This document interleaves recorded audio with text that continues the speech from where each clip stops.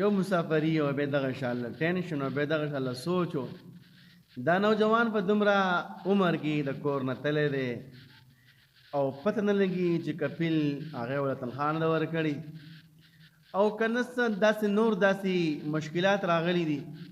یا د قامي مشکلات راغلي دي کال پوره شوی دی کفیل له به څه ورکول غواړو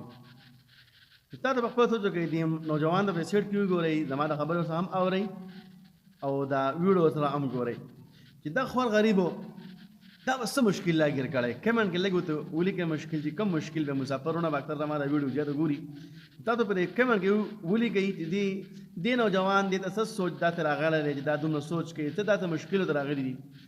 وګورئ جي دومره په سوچ کې تللی دی دومره په سوچ کې الله اکبر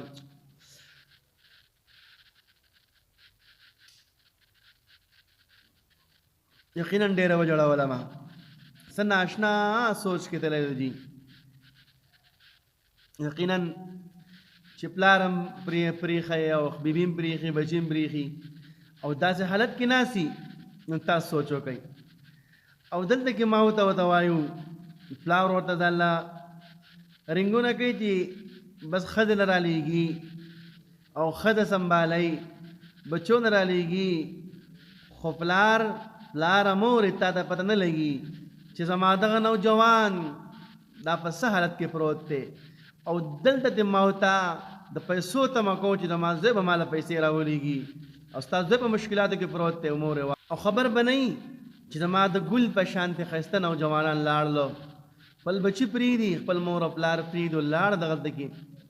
او دلته ورته مور خبرې کوي پلار خبرې کوي نو مور او پلاره تاسو هم واورئ د خپل بچو له زړه مه چوئ دا ډېر نازک زړونه دي مورې دا ډېر نازک زړونه دي بابا جانا خیال کوئ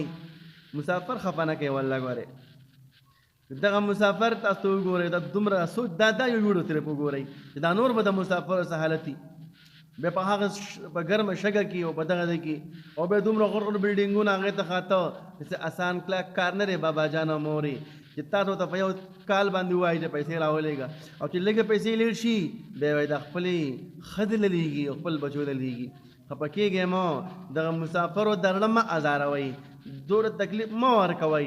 دونه پیسې مه غواړئ دونه آیفون موبایل مه غواړئ دونه ګړۍ مه غواړئ د دونه نور داسې دغه ورته مه کوئ داسې خبرې مه کوئ چې په هغې سره دو خفه شي د دو زړه خو اصل هم چاودلی وګورئ مسافرو خوړلی غونډ کله ګوره کله په یو ځای کې پروت دي کله بل ځای کې پروت دي او چې دلته کې خوار غریب پاکستان ته راشي نو ښایسته کپړې واغوندي او خبر به نه وي چې هغلته کې